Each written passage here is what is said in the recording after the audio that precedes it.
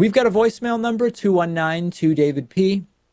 Today's voicemail relates to something that has really become an issue, actually, over the last several years, and particularly under Donald Trump for Republicans. And the topic is masculinity. Let's take a listen to today's voicemail. Hey, David.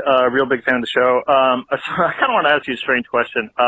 You sometimes mention that Trump supporters really want him to be sort of the alpha in the room. And I guess I just wanted to ask about that more broadly, because it surprisingly does come up quite a bit. This sort of fixation, mostly by conservatives, on masculinity. Like Jesse Lee Peterson asking you, what is a man? You're very familiar with the kind of need to emasculate, call people cuck. It's funny, but it comes up. What is that? Do you think it's a sort of just a psychological glitch? Like, I know how likely you are to be discuss sensitivity is positively correlated with conservatism. Is it something like that? Is it something else? And secondly, since you've dealt with quite a bit being in the media yourself, how do you manage with people like that? And do you even push back? Is it worth it? Thanks.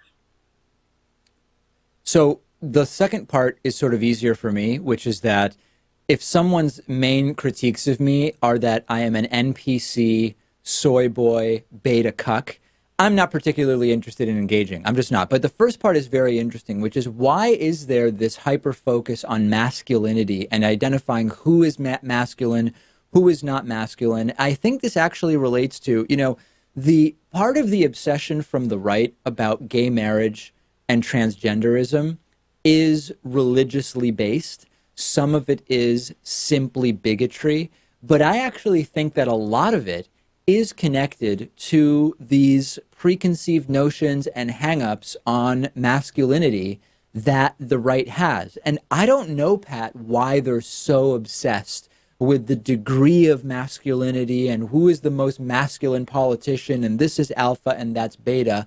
But it could be, one argument would be, this is something they are insecure about, and thus it becomes like a primary narrative. Even the sort of, I know people will say not all men's rights activists are right wing, but men's rights activism is more on the right than it is on the left. Even that, I feel like, is based in perceived sort of shortcomings that they perceive about themselves when it comes to masculinity. I don't know what the source of it is. We could say it's religion. We could say it's educational. I don't know, but it is an obsession. And isn't it odd or ironic that they all view Trump as their alpha male to whom they must be subservient at all times? And I guess Trump really isn't all that alpha, too. He did miss that World War I ceremony because of rain, after all. And dodged the Vietnam War, 5 deferments, all that stuff. But yeah, I don't think they have a very even standard when it comes to that sort of stuff. No, they certainly don't. And this is a problem that they have, and it's something we should explore in more detail. I'm out of time. Great bonus show today. Hope to talk to you on the bonus show in mere minutes.